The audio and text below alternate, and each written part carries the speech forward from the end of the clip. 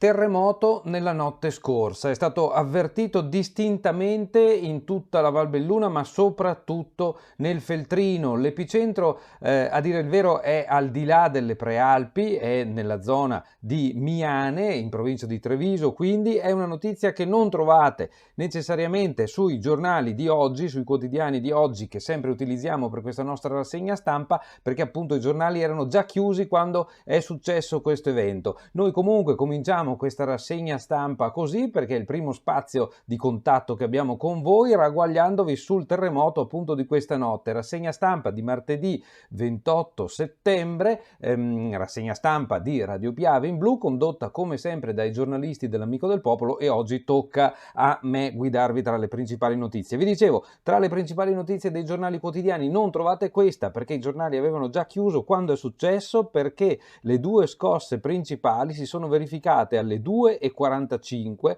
e alle 2:46 della notte scorsa, della mattina presto, insomma, di 28 settembre, oggi del 28 settembre. Stamattina alle 6 è arrivato un comunicato da parte della Protezione Civile del Veneto, dall'assessore regionale Giampaolo Bottacin, che spiega così, e allora vi leggo proprio il comunicato che troverete poi sui social oggi, sui giornali oggi. Comunicato che, per quanto mi riguarda, mi è stato preceduto per esempio dalla notizia data proprio da uno di voi ascoltatori, che saluto e ringrazio, ed è Germano Susanetto, che ci scrive, ci saluta ogni giorno dalla zona di Quero Vasse. E Germano ci racconta che, vedete, è bellissimo sapere che anche voi siete sentinelle per tutto il territorio e ci avvisate di quello che succede, no? È bellissima questa cosa. Bene, Germano ci ha avvisato di non aver dormito questa notte, perché lo sciame sismico è durato tutta la notte e nella zona di Quero, che è molto vicina all'epicentro, si è sentito molto. Allora, oggi 28 settembre, dicevamo, alle 2:45 e 2:46 locali, la rete sismometrica del Veneto ha registrato 2 terremoti, dice il comunicato di Bottacin, rispettivamente di magnitudo 3,7 e 3,5. Si comincia ad avere una magnitudo abbastanza elevata. Quando sono numeri così, i danni non è detto che ce ne siano, però il terremoto è abbastanza grosso.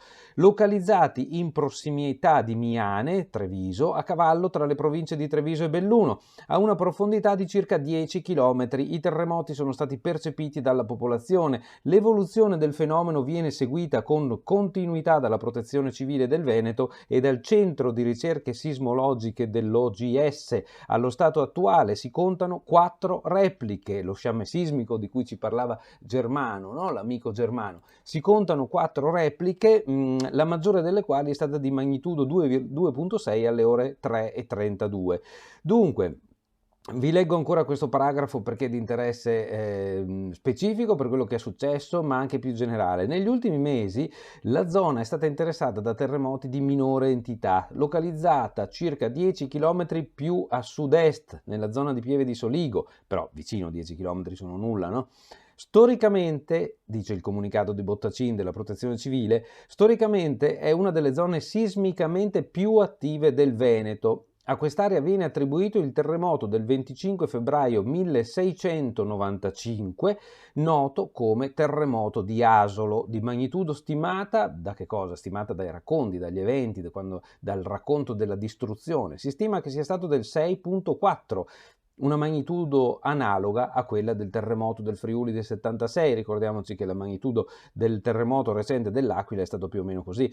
Dal punto di vista della sismicità più recente e registrata strumentalmente nella stessa zona, quindi Asolo, giù di lì, sono da segnalare 2 terremoti avvenuti il 12 e il 15 maggio 2015, rispettivamente di magnitudo 3,7 e 3,6, quindi molto simili a quelli di oggi, 3,7 e 3,5. Un ulteriore terremoto di magnitudo 3,7 si è verificato il 13 settembre 2011. I livelli di magnitudo osservati questa mattina sono quindi in linea con quelli massimi osservati nella zona degli ultimi decenni.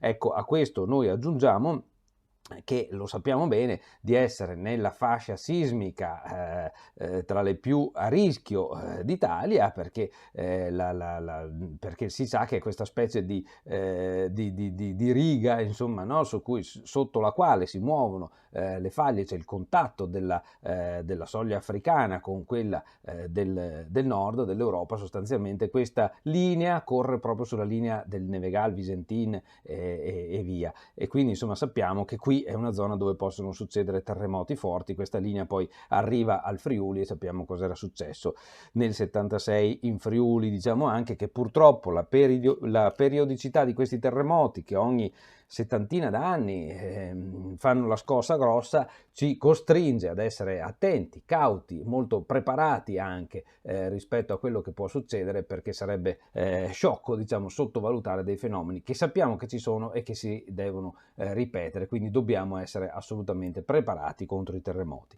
Va bene, allora passiamo adesso finalmente ai giornali stampati, ai giornali di oggi. Belluno, il Gazzettino, nella pagina locale, fascicolo locale, si apre con l'articolo sull'allarme degli artigiani sul Green Pass. Le aziende sono a rischio, vi leggo solo il lancio. L'allarme degli artigiani è sufficientemente diretto, altrettanto chiaro è l'appello ai lavoratori. I timori sono quelli legati all'entrata in vigore del decreto bis sull'estensione del Green Pass. Secondo la leader di Confartigianato Belluno, Claudia Scarzanella, potrebbe verificarsi una paralisi dal prossimo 15 ottobre. Le aziende che hanno già sostenuto costi elevati a causa della pandemia e mancati introiti a causa della pandemia non riescono infatti anche a farsi carico dei costi dei tamponi per i lavoratori che non si sono sottoposti al vaccino. Potrebbe quindi essere necessaria la sospensione del personale, e questo però creerebbe qualche rallentamento della produttività. Ne discende l'appello ai lavoratori: sottoponetevi alla vaccinazione, vaccinatevi, è l'unico modo per permettere il riavvio già complicato dai costi dell'energia che sono lievitati e da quelli delle materie prime che continuano ad aumentare. Questo è un problema nel problema. Questo è l'appello, vedete anche la fotografia in prima pagina di Claudia Scarzanella, presidentessa di Confartigianato Belluno, che ieri ha lanciato l'appello in questo senso qua, con un comunicato stampa.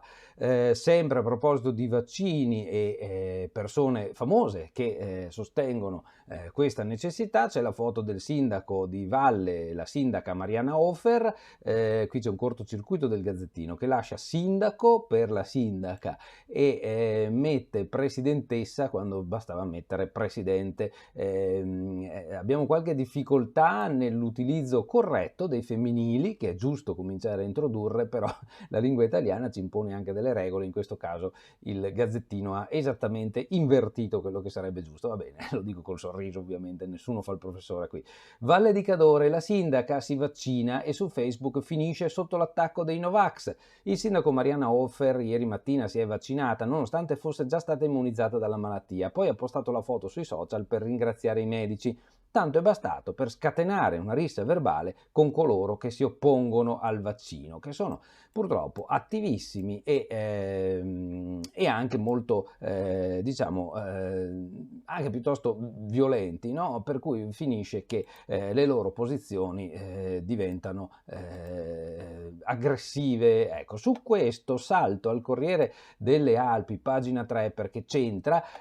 Pagina 3 del Corriere delle Alpi, proprio sui Novax, riporta l'uscita di ieri di Luca Zaia, che lascia poco spazio alle interpretazioni. Bordata di Zaia nella Pedemontana, no Vax. Sotto il Visentin appunto c'è una concentrazione di Novax. Zaia gli ha detto questo: basta baggianate, rispetto per chi soffre.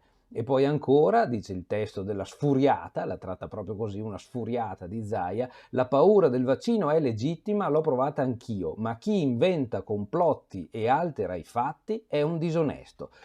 Diciamo che insomma Zaia, come sempre abbiamo detto, su questa faccenda dei vaccini ci va giù duro e senza tanti sconti. Leggeremo poi anche ma sì, dai, vi faccio vedere subito, perché così rimaniamo in argomento. Vi faccio vedere che su questo tema il Gazzettino, il Corriere delle Alpi sta molto, perché va ad approfondire, per esempio, dopo le vicende della funzionaria di polizia che si è dichiarata Novax, ha parlato in pubblico, eccetera. Si è andati a vedere a Belluno come la faccenda tra i poliziotti, e risultano molti Novax tra i poliziotti bellunesi. poliziotti Novax in Veneto ce ne sono 1000, dice l'articolo, ma il record è a Belluno. Su 9.000 agenti circa il 12% sceglie di non vaccinarsi nel Veneto. A Belluno, lo dice anche il titolo in prima pagina, picco di poliziotti Novax, a Belluno sono 80 su 350, il doppio della media regionale. Le farmacie sono in difficoltà per il boom dei test.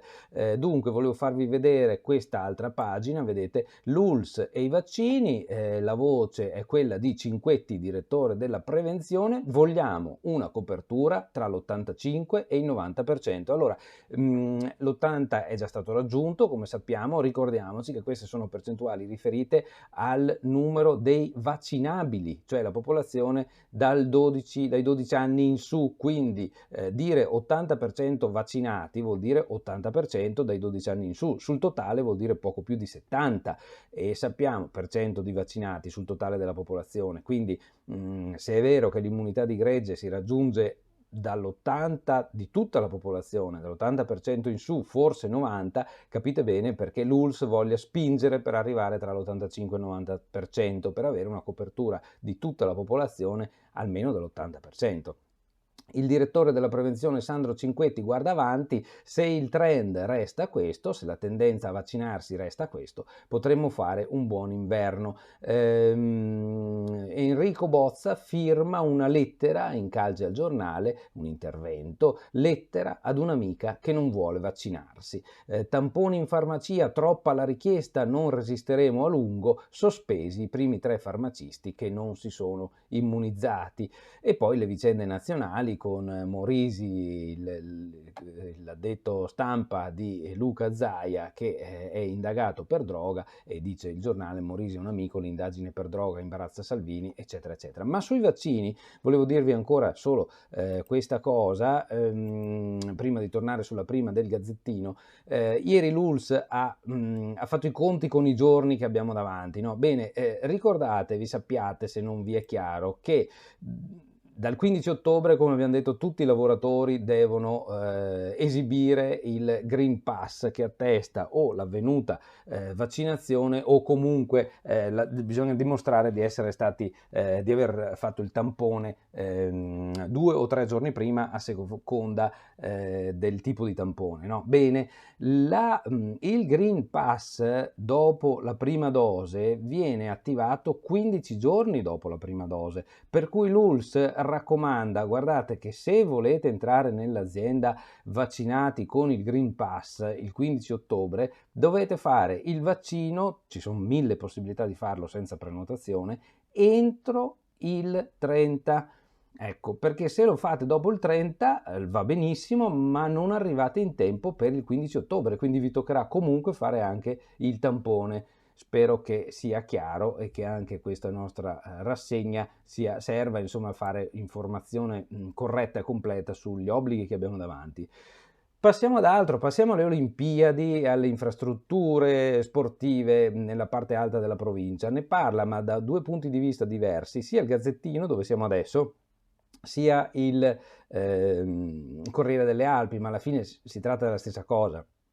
Dunque, sul Gazzettino firma Marco Di Bona. Ciao Marco. Bob Zaia in pista, si deve fare. Ci sono dei dubbi, no? Sui costi, sul tracciato, sulla possibilità di arrivare in tempo per rifare la pista di bob, la storica pista di bob di Cortina. Olimpiadi, il presidente non vuole cedere a Innsbruck, sarebbe una sconfitta che ci costerebbe altri 30 milioni. Il bob deve rispettare l'ambiente, deve essere poco invasivo, assicura Zaia. A Cortina c'è comunque una pista esistente da riqualificare, da bonificare, con un costo di una decina di milioni di euro. L'alternativa sarebbe quella di portare il bob, lo slittino e lo skeleton a Innsbruck, e sarebbe già la prima sconfitta, perché ci costerebbe altri 30 milioni di euro. Dopodiché ci troveremo con una pista vecchia da bonificare con una spesa di altri 10 milioni di euro. Cerchiamo invece di vedere cosa ci costa fare questa operazione, bonificando la situazione esistente e non devastando il territorio. Se c'è un albero da salvare, siamo i primi a volerlo.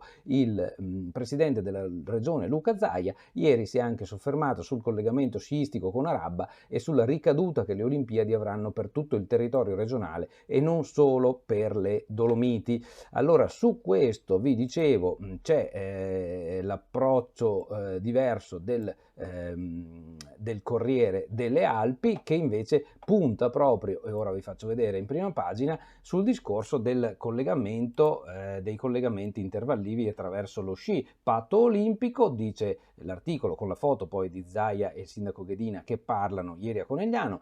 Zaia e Ghedina, nuovi impianti per unire le valli e svuotare i passi. Linea comune per governatore e sindaco, dobbiamo puntare a una mobilità alternativa, e c'è il no però del CAI, del Club Alpino Italiano. Allora, di nuovo sul Gazzettino, sto saltando un po' di qua e un po' di là, ma vi sto facendo vedere così tutte le notizie principali. Sedico, Bottacin, sponde più solide lungo il Cordevole, la foto centrale, fuga da Mogliano Veneto, ripopoliamo da Mos. La storia, trasferiti nella frazione di Valle di Cadore, a lungo disabitata, la famiglia Zangrando, di Giacomo Zangrando, che è andata a stare ad Amos, un posto bellissimo, una frazioncina minuscola ma bellissima, questo lo dico io, che non ci si immagina, perché sfrecciamo sul Ponte Cadore di fianco a quella chiesetta antichissima e bella, quelle poche case in un contesto verde bellissimo. Borgo Valbelluna, ACC Electrolux, fronte comune, oggi c'è l'incontro al Ministero, molto importante. Attenzione, multe ai camion troppo carichi del legno di vaia, tir carichi di schianti di vaia troppo carichi, e scattano le multe. Sono almeno 3 i camion pesanti sanzionati dalla Polizia Municipale di San Pietro di Cadore nella primavera di quest'anno, tutti di nazionalità slovena. Salto senza leggervi tutto il lancio. Feltre, il palio è stato un modello per tutta Italia, abbiamo dato un segnale importante. Bene, bravi feltrini che avete organizzato questa manifestazione così importante con tutte le attenzioni che venivano richieste. Gli altri titoli sulla prima del Corriere, poi chiudo. Acqua di rubinetto al cloro, la consulta incalza GSP, si tratta del comitato consultivo degli utenti del Consiglio di Bacino. Divorzi, adozioni e tutela dei figli, in tribunale arriva il giudice della famiglia. Belluno, degrado in centro storico, i cittadini chiedono aiuto. E poi la fotografia,